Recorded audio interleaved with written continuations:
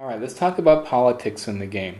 There is a strategic card called Political, and if you pick that card, then you get to take the top card off the political card deck, and then that gets resolved. Once that's resolved, you get to look at the next three on the deck, and you can pick one that you want to put on top of the deck and the other two go underneath. So in a way, that allows you to kind of pick what the next of the three cards are going to be. So here's our political card deck, and you can see there's quite a few cards here, and there's all sorts of different things. Like this is a law, so we can enact the laws in the game. And this law says elect player, so we're going to elect one of the players, give this card to the elected player may discard this card immediately after an elect agenda is drawn. Only the elected player's votes are counted in resolving the agenda. So this would give the person an opportunity in a future turn to have only their votes counted. So these laws actually change the rules of the game. So that's an example of a law. Here's another law. This one's called Humane Labor. It says for the production limit of all space stocks is lowered to 2 if you vote for this. Okay. Against, no space stocks may produce units for the remainder of this round. So you have to kind of decide, wow, do I want to vote against this? Because if I vote against this and that's how it goes, then I can't produce any units this whole entire round. But if I say for this, then my production limit of all space stocks is lowered to 2. And this law stays in effect for the rest of the game. So normally you can produce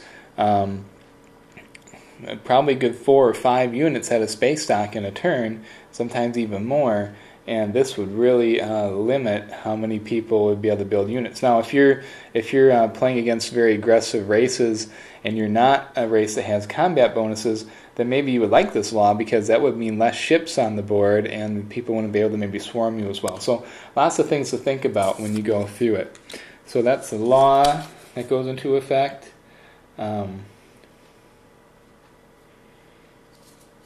And there's all sorts of different things in the deck. So here's how that would go. So let's say this was the law that was pulled up, humane labor that we just talked about. All right, so what would happen here again would be some negotiation. People would be talking about for or against, trying to convince people to vote one way or the other. And when it all comes down to it, what you look at is your cards for your planets, and the number on the right in the red is your influence. So you would total up all the influence you had. So the cards in front of me only give me 3 influence here. So then we would vote on the law.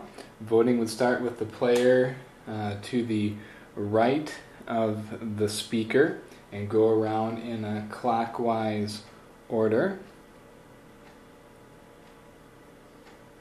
And then the speaker would get to vote last. The combined total influence value of all the planets are what you would vote, and you have a minimum of 1 vote. So if you don't have any influence planets, you still get 1 vote. And you have to cast all your votes or none of your votes. So you can't abstain or not cast any votes.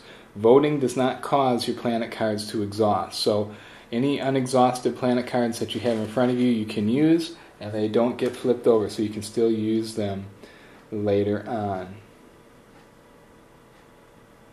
If there's a tie, then the player that has the speaker token gets to break the tie and decide what the law is going to be. Alright, so that's the end of this video on how to play the base game of Twilight Imperium 3rd Edition. This is a great game. It's a lot of fun. I hope you have a lot of fun playing it, and that this helps you on your first play to have a good understanding of how the game works and different things that you can do in the game. Should help speed it up for you a little bit, and have a great time playing Twilight Imperium 3rd Edition.